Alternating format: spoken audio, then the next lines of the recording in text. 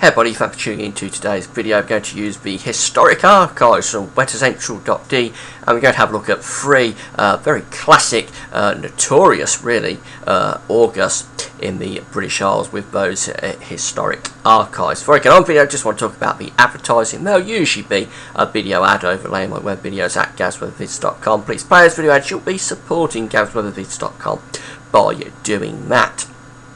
So these charts, as I say, are coming from the historic archive at Weathercentral.d. Weathercentral.d has a historic archive of charts going all the way back to the 1st of January 1871, and you can while away many a happy hour at Weathercentral.d looking at their historic archives.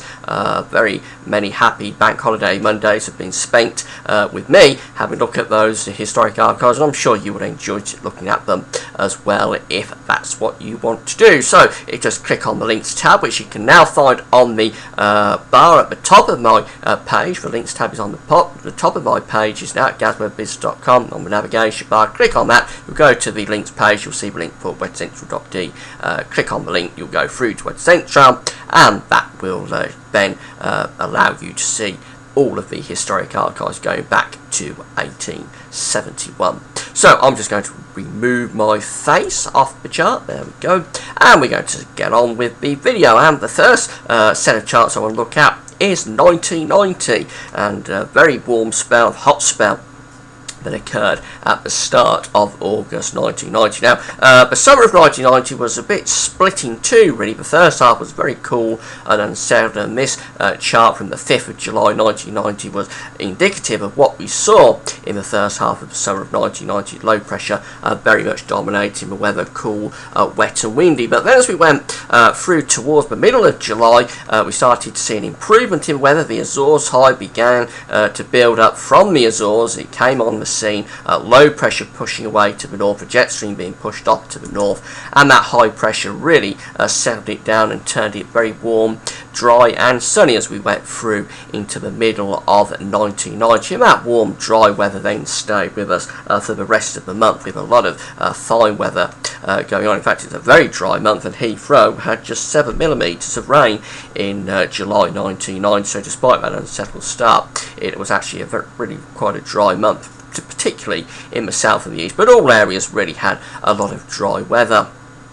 High pressure still going as we go into the 25th of July 1990. Temperatures up to into the 20s, upper 20s Celsius, the low 30s Celsius on some days as well. So a really lovely month. The central England temperature for July 1990 was 16.9, so it wasn't outstandingly hot, but certainly warm enough. Now, as we go through towards the end of the month, we have this area of low pressure developing out in the Atlantic, and that low pressure is allowing this high pressure to build to the south. Now, we've got very warm air, hot air across many parts of France and Spain. And what happened is that as we went through towards the start of August, that low pressure was stalling in the Atlantic, allowing this high pressure to build, and the squeeze between the two started to pull up that very hot air from the south. So as we go through to the 2nd of August 1990, this is really when the heat wave gets going. High pressure there dominating the weather. So the 1st of August had temperatures up to 33 Celsius. The 2nd of August had temperatures up to 34 Celsius. 34 Celsius is around 93, 94 Fahrenheit. So really very hot by the 2nd of August. But hotter weather was to come.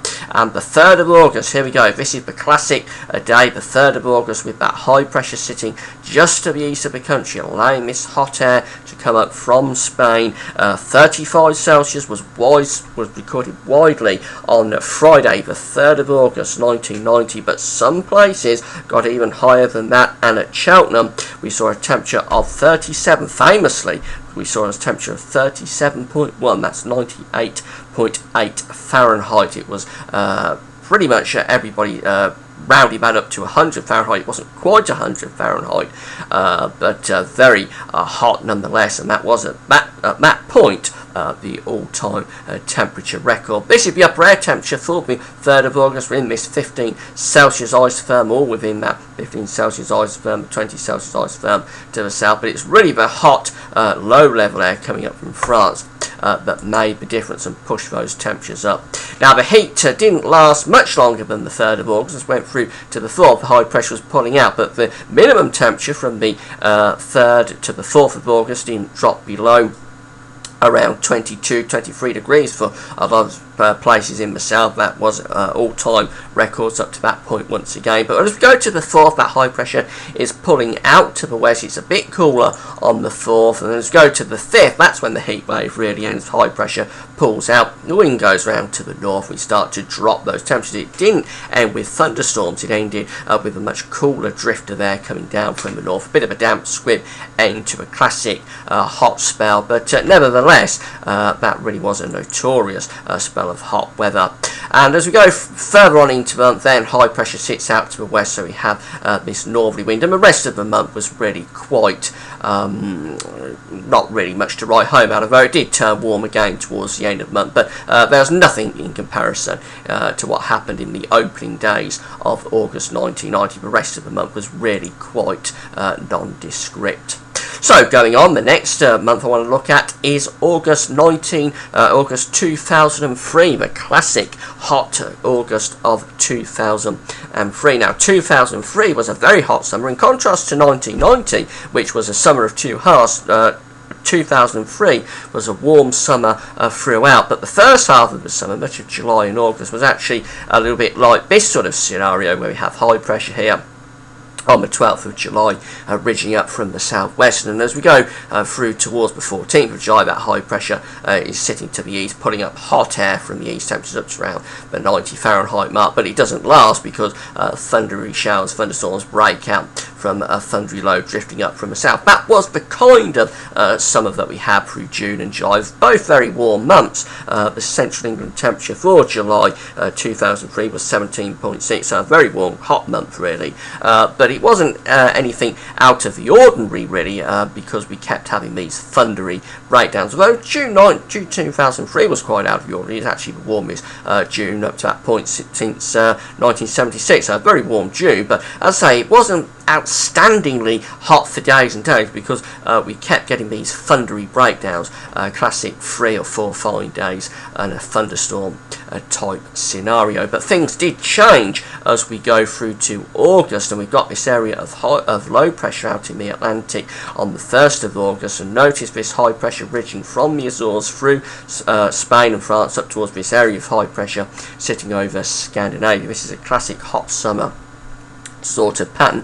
What had been happening through June and July is that the foundations for this heat wave in August were being laid, because whilst we kept getting thunderstorms and the hot weather kept breaking down after a few days, the hot weather didn't break down as much over France, and France just got hotter and hotter and hotter as the summer went on. So we already have a legacy of very hot, dry, baked ground really across much of France and certainly across Spain as well. As we go through to the 5th of August, what we find is that low pressure has stalled in the Atlantic. That deep area of low pressure has stalled, and it's allowed this big area of high pressure to build over the country. As I say, we've already got a legacy of very hot, baked ground across much of France here and Spain as well, and that hot air riding across that baked ground just pushes northwards, and it allows France to get hotter and hotter and hotter, and that heat eventually extends through in towards the British Isles. It was a deadly heat wave across France, and unfortunately a lot of people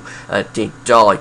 But as we go through to the 5th of August, this is the upper air temperature for the 5th of August, but 20 Celsius isotherm is here across southern England. I want you to keep an eye on this 20 Celsius isotherm, because it's amazing how many days this lasted for. As we go through to the 8th of August, that high pressure is still very much dominating, and the sort of temperatures we was getting in this particular spell from around the 5th to the 6th, 7th, 8th of August, we're seeing temperatures around 32, 33, 34 Celsius widespread, so intensely hot, but even hotter weather was to come. So as we go through to the 9th of August, we find that high pressure pulling a little bit further north, pulling up towards Scandinavia, and that allows even hotter air to start filtering in from the south. The 9th of August was a very hot day, temperatures widely up to 36 Celsius Celsius, 36, 35, 36 Celsius widespread on the 9th of August. The Central England temperature, by the way, for August 2003 was 18.3. You'll see why it wasn't a record-breaking August in a moment, but certainly Saturday the 9th of August, very hot day. I recorded 35 Celsius. As we go through towards the upper and have a look at the upper air temperatures, there's still about 20 Celsius isotherm there. So we've gone from the 5th to the 9th with a 20 Celsius isotherm line across southern counties. It's unusual to get 1, maybe 2 days in any summer of 20 Celsius isotherm, but to get it for all these days is very, very, very unusual. As we go to the 10th of August, this is the peak of the heat wave. We've got that high pressure up to the northeast over Scandinavia. We're still bringing up that heat from the south, but we've got a weather front beginning to move down from the northwest, indicated by this change in the colours here. That's just bringing cooler and fresher weather down across northern parts of the country. As that cooler, fresh weather hit the hot air across England and Wales, it generated thunderstorms. So there was a lot of thunderstorms on the 10th of August for northern England and Midlands. I recorded a thunderstorm. Actually, the day before, the 9th, was the hottest day here, 35 Celsius. We didn't get that hot on the 10th because of the thunderstorms that broke out from the north. But the heat further south was really, really impressive, and at Gravesend we saw temperatures up to 38.1 Celsius, that's 101 Fahrenheit, an all-time temperature record. Temperatures of 37.9, 37.7 Heathrow and Northolt, respectively. Those they aren't taken absolutely as the absolute temperature, though. There is some questions about those temperatures. So the actual official all-time temperature for the 10th of August is 38.1 Celsius. That is 101 Fahrenheit at Kew Gardens. That is the official high temperature for that day. At Brogdale in Faversham, we did see 38.5 Celsius, 101.3 Fahrenheit recorded, but there is some question marks about that. So Kew Gardens actually holds the temperature record for that day. But these storms further north, they was producing thunderstorms. There was up to 25, 30, 40 millimetres in some of those storms, and tornadic activity as well. There was a 9 Celsius temperature drop across some parts of northern England as well with those thunderstorms. So a really impressive temperature drop through the course of the day. But the heat, it was the heat in the southeast that really made the headlines on this day, obviously. And there's still that 20 Celsius isotherm across southern southeastern parts of the country. As I say, it's unusual to get the 20 Celsius isotherm at any time in a British summer, and to have it for all these days. If it does happen, it usually only lasts a day or so, and then thunderstorms quickly sweep the whole lot of heat and humidity away. But to have it going on and on and on this far north for all these days is really quite incredible. It was an incredible heat wave, this, and what makes it so, what made it happen, I think, was the hot air of the hot ground, the baked ground across France that have been building up throughout the summer, really, and it just allowed this heat, and the dry air just allowed the heat going over the background. It just allowed the heat to go on and on and on without the thundery breakdown that we normally would expect. As we go further on into the month, it turns cooler. Finally, we start to see the cool air beginning to slip southwards, but it took a long time to cool down in the southeast. It really did take many days before the heat and humidity really cleared away from the southeast. This day, the 11th of August 2003, was quite a bizarre sort of day. Had a really orange coloured skies and really leaden, a lot of pollution in the atmosphere. It really did look quite strange, some of the sky pictures that we saw on the 11th of August. But finally, as we go through towards the middle of the month, then cool air begins to slip southwards. It turned hot again though after that, but not as hot as at the start of the month, but even so it did turn quite hot again. But as we go through to the end of the month, we have high pressure pulling out to west, and we bring down this northerly wind, and the last week of August actually saw some ground frost, and it was quite cool, and that just explains why it wasn't a record-breaking August in terms of the Central England temperature.